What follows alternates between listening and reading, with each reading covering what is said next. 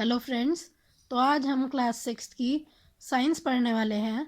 तो हम स्टार्ट करेंगे चैप्टर नंबर 1 से, जिसका नाम है food, where does it come from. तो इसमें 6 टॉपिक्स हैं पढ़ने के लिए।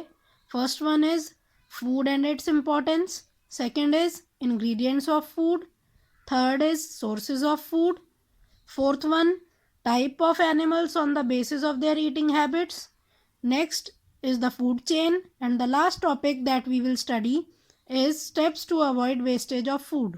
तो इन 6 टॉपिक्स में से आज हम 2 टॉपिक्स पढ़ेंगे जो कि हैं food and its importance and ingredients of food. Now we will start with our first topic that is food and its importance. तो फूड क्या है और उसकी इम्पोर्टेंस क्या होती है। तो food is a substance which is eaten daily to provide energy. तो फूड वो सब्सटेंस होता है जो हम रोज़ इनटेक करते हैं, रोज़ खाते हैं, जिससे हमें एनर्जी मिलती है अपने डेली एक्टिविटीज़ करने के लिए। चाहे आपको घूमना हो, चाहे आपको टीवी देखना हो, चाहे एक्सरसाइज करनी हो, हर काम के लिए आपको एनर्जी चाहिए और वो हमें कौन देता है? फूड देता है। अब फूड कौन कौन से ऑर्गेनिजम्स बना सकते हैं? क्या सब ऑर्गेनिज्म अपना खाना खुद बना लेते हैं? सब ऑर्गेनिजम्स अपना खाना खुद नहीं बना पाते। तो इस बेसिस पर कि कौन अपना खाना खुद बना लेता है और कौन नहीं बना पाता, इस बेसिस पर हमने लिविंग ऑर्गेनिज्म को 2 पार्ट्स में डिवाइड किया है। वो हैं ऑटोट्रॉफ्स एंड हेट्रोट्रॉफ्स। तो अब ऑटोट्रॉफ्स क्या होते हैं? Autotrophs are those organism which can make their own food by photosynthesis. तो ऑटोट्रॉफ वो ऑर्गेनिज्म होते हैं जो अपना खाना खुद बना लेते हैं बाय यूजिंग फोटोसिंथेसिस। अब फोटोसिंथेसिस क्या होता है? फोटोसिंथेसिस एक ऐसा प्रोसेस है जिसमें जो ग्रीन प्लांट्स हैं वो सनलाइट का यूज़ करके, वाटर का यूज़ करके अपना खाना खुद बना लेते हैं। और क्योंकि ये अपना खाना खुद बना लेते हैं इसलिए इन्हें बोला जाता है ऑटोट्रॉफ्स। नेक्स्ट, अब हेट्रोट्रॉफ्स क्या होते हैं? Heterotrophs are those organisms that do not make their own food. तो हेट्रोट्रॉफ्स अपना खाना खुद नहीं बना पाते। अब जब ये अपना खाना खुद नहीं बना पाएंगे तो ये किस पर डिपेंड करेंगे? या तो दूसरे प्लांट्स पर डिपेंड करेंगे, या तो प्लांट्स खाएंगे, या फिर ये दूसरे एनिमल्स को कंज्यूम करेंगे। तो हेट्रोट्रॉफ डिपेंड करते हैं या तो प्लांट्स पर या तो दूसरे एनिमल्स पर for their food. So they do not make their own food but they depend on other animals और प्लांट्स फॉर देयर फूड। तो ह्यूमन बींग्स और जितने भी एनिमल्स हैं सभी प्लांट पर ही डिपेंड करते हैं या फिर दूसरे एनिमल्स को कंज्यूम करते हैं, इसीलिए ये सब एग्जाम्पल हैं हेट्रोट्रॉफ्स के। अब हम नेक्स्ट पढ़ते हैं कि फूड हमें क्यों चाहिए। What is the importance of food? Why do we need to consume food? तो first one is food provides energy. तो जो खाना है उससे हमें एनर्जी मिलती है। जितनी भी हम अपनी एक्टिविटीज़ कर पाते हैं, जितना भी हम अपना काम कर पाते हैं, वो फूड की वजह से ही कर पाते हैं। अगर हम खाना नहीं खाएंगे तो वीकनेस रहेगी, हम थके हुए रहेंगे, हमारे अंदर एनर्जी नहीं रहेगी और हम अपना कोई भी काम पूरा नहीं कर पाएंगे। Second, food promotes body growth. तो फूड हमारी बॉडी ग्रोथ को भी प्रमोट करता है। अब व्हेन वी वर किड्स तब हमारी बॉडी और अब जो हमारी बॉडी है उसमें बहुत चेंजेस आते हैं।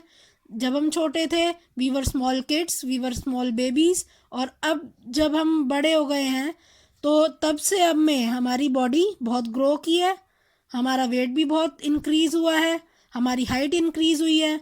तो ये जो हमारी बॉडी ग्रो करी है ये किस वजह से करी है? ये भी फूड की वजह से ही ग्रो करती है।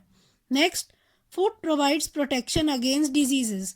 तो जितनी भी डिजीज़ेस होती हैं उन्हें कॉम्बैट करने के लिए या उससे प्रोटेक्ट करने के लिए हमें क्या चाहिए? फूड चाहिए। फूड के अंदर ही वो न्यूट्रिएंट्स होते हैं, वो सारे न्यूट्रिएंट्स हैं जिससे हम किसी भी डिजीज़ को रोक सकते हैं या उससे लड़ सकते हैं। Food helps to perform daily activities. तो जितनी भी हमारी डेली एक्टिविटीज़ हैं, हम खेलते हैं, टीवी देखते हैं, एक्सरसाइज करते हैं, ये सारी हमारी डेली एक्टिविटीज़, हम होमवर्क करते हैं, किस लिए कर पाते हैं हम? क्योंकि हम खाना कंज्यूम करते हैं, हम खाना खाते हैं। Next, food helps in building new sales and repair worn out sales. तो जो फूड है उसी के अंदर कुछ ऐसे कंपोनेंट्स होते हैं जैसे कि प्रोटीन। तो किस काम आते हैं वो? जितने भी हमारे सेल्स हैं, हमारी बॉडी सेल से बनी हुई है, तो हमारी बॉडी में जितने भी नए सेल अगर बनने हैं तो वो भी फूड की वजह से बनते हैं। और अगर हमारी बॉडी का कोई भी सेल खराब हो गया है तो उसके रिपेयर की जिम्मेदारी भी फूड के कंपोनेंट जो कि प्रोटीन है उसी की होती है। So that's all about importance of food. यहाँ हमने सारी चीज़ें देख ली कि हमें फूड क्यों चाहिए। अब हम नेक्स्ट पढ़ते हैं कि इंग्रेडिएंट्स ऑफ फूड क्या होते हैं। कि एक जब हम खाना बनाते हैं, कोई भी हम अपने फूड आइटम्स बनाते हैं, तो उसमें क्या क्या चीज़ें चाहिए, अब हम वो पढ़ने वाले हैं next. Ingredients of food. So what are ingredients? सबसे पहले दिमाग में यही आता है कि हम इंग्रेडिएंट्स ऑफ फूड तो पढ़ने वाले हैं, लेकिन इंग्रेडिएंट्स का मतलब क्या है, इस वर्ड का क्या मतलब है? तो ingredients are the substances that are combined to make a particular dish और मील। तो इंग्रेडिएंट्स वो सब्सटेंसेस है या फिर कहो वो रॉ मटेरियल है जो हमें चाहिए किसी भी मील, कोई भी फूड आइटम हम जब बना रहे हैं तो हमें जो चीज़ें चाहिए उन्हीं को बोला जाता है इंग्रेडिएंट्स। जैसे कि अब मैंने यहाँ एग्जांपल दिया है, अगर हमें दाल बनानी है तो दाल बनाने के लिए हमें क्या क्या चीज़ें चाहिए होती हैं? दाल बनाने के लिए पहले तो दाल चाहिए, दाल बहुत ज़रूरी है। सेकंड, हमें पानी भी चाहिए होता है, वी वांट वाटर। फिर स्पाइसेस, हमें मसाले भी चाहिए होते हैं, इसके बिना दाल बन नहीं सकती। तो ये तीन चीज़ें जो दाल बनने में गई हैं इन्हें क्या बोला जाएगा? इंग्रेडिएंट बोला जाएगा। नेक्स्ट, अगर हमें राइस बनाना है, अगर राइस बनाना है तो राइस में क्या दो चीज़ें लगती हैं? एक तो राइस ग्रेन और एक वाटर। तो ये दो चीज़ें क्या हो गई? ये राइस बनाने के लिए इंग्रेडिएंट्स हो गए। वेजिटेबल अगर आपको कुछ भी बनानी है तो ऑब्वियसली उसमें वेजिटेबल तो यूज़ होगी, साथ में आप ऑयल भी यूज़ करोगे, स्पाइसेस भी यूज़ करोगे। तो ये तीन चीज़ें क्या हो गई? वेजिटेबल बनाने के लिए उसके इंग्रेडिएंट्स हो गए। अब इंग्रेडिएंट्स जितने भी हैं अगर आप ध्यान से देखो किससे मिले हैं, अगर आप वाटर को छोड़ दो, बाकी जो इंग्रेडिएंट हैं जैसे दाल है, स्पाइसेस है, वेजिटेबल है, ऑयल है, ये सारी चीज़ें कहाँ से ऑब्टेन हुई हैं? या तो प्लांट से हुई हैं। देखो दाल, मसाले, जो स्पाइसेस हैं, वेजिटेबल है, क्या है? ये प्लांट प्रोडक्ट है, हमें प्लांट से मिलता है। और यही अगर आप देखो ऑयल, ऑयल भी हमें प्लांट से मिलता है। अगर आपको खीर बनानी है, एक और एग्जांपल मैं देती हूँ, अगर आप खीर बना रहे हो, क्या चाहिए आपको? Milk is the basic ingredient. वहाँ आपको दूध तो चाहिए ही रहेगा। तो दूध हमें कहाँ से मिलता है? काऊ से मिलता है। तो क्या हो गया? वो एनिमल प्रोडक्ट है। इसीलिए बोला गया है कि जितने भी इंग्रेडिएंट्स हैं उसके जो सोर्स हैं या तो वो प्लांट है या तो वो एनिमल है। ठीक है।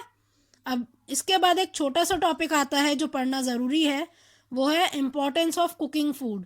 हम क्यों रॉ फूड नहीं खा सकते, हमें क्यों पकाना ज़रूरी है खाना, हम क्यों खाने को पकाते हैं, ये पढ़ना बहुत ज़रूरी है। Number one, it protects us from food borne diseases. तो जितने भी खाने की वजह से हमें डिजीज़ होते हैं, जैसे डायरिया, क्यों होता है? ये हमें खाने की वजह से होता है। तो इस डिजीज़ से हमें कौन बचाएगा? कुकिंग बचाती है। कैसे? जितने भी माइक्रो ऑर्गेनिजम्स हैं, माइक्रोब्स एक रॉ मटेरियल के अंदर होते हैं। आप जब भी कोई खाना लाते हो उसके अंदर कुछ माइक्रो ऑर्गेनिज्म या फिर कोई माइक्रोब्स प्रेजेंट होते हैं। अब क्या होता है, जब आप खाने को हीट करते हो, कुक करने के लिए हीट तो करना ही पड़ेगा, तो हीटिंग प्रोसेस में वो जितना भी आपके माइक्रोब्स हैं या जितने भी माइक्रो ऑर्गेनिज्म हैं, हीट होने से वो मर जाते हैं। और क्योंकि वो मर गए तो अब कोई जर्म्स, कोई माइक्रोब नहीं रहा खाने में और हमें डिजीजेस नहीं होते इस वजह से। Second point, cooking makes food easy to digest. अब अगर आप रॉ मटेरियल खाओ, कोई भी चीज़ अगर आप कच्ची खाओ तो आपको वो डाइजेस्ट होने में बहुत मुश्किल करती है। और क्या होता है, आपके पेट दर्द भी होता है। कोई भी चीज़ अगर खाना कभी भी थोड़ा भी कच्चा रह जाए, क्या होता है, उसको खा के आपको ज़रूर पेट दर्द होता है। तो अगर क्या करते हो आप, खाने को प्रॉपरली कुक करना इसलिए ज़रूरी है जिससे खाना इजीली डाइजेस्ट हो जाए।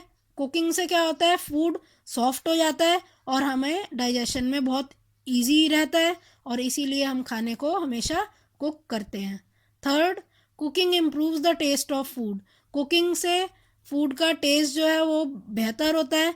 अगर मैं आपको रॉ राइस दूं कि चलो आप कच्चे चावल खा लो, और एक तरफ है पके हुए राइस, कुक्ड राइस हैं, कौन से प्रेफर करोगे आप? ऑब्वियसली आप कुक्ड राइस लोगे, क्यों? क्योंकि उसका टेस्ट बेटर है। आप रॉ राइस नहीं खा सकते, ठीक है, वो डाइजेशन में भी प्रॉब्लम करेंगे, प्लस उनका टेस्ट अच्छा नहीं है। इसलिए कहा गया है कि कुकिंग से टेस्ट भी इम्प्रूव होता है, डाइजेशन में भी आसानी होती है, और आपको डिजीज़ से भी कुकिंग बचा लेती है, प्रिवेंट करती है वो फूड बॉर्न डिजीज़ को, ठीक है। तो इसलिए हमें हमेशा खाना कुक करके खाना चाहिए। तो आज हमने क्या क्या पढ़ लिया?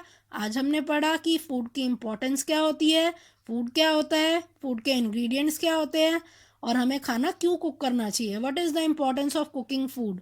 तो आज हमने ये सारे टॉपिक्स पढ़ लिए हैं। जो बाकी के इस चैप्टर के बच्चे टॉपिक हैं वो हम नेक्स्ट क्लास में कवर करेंगे। So that's all for today's class. Thank you.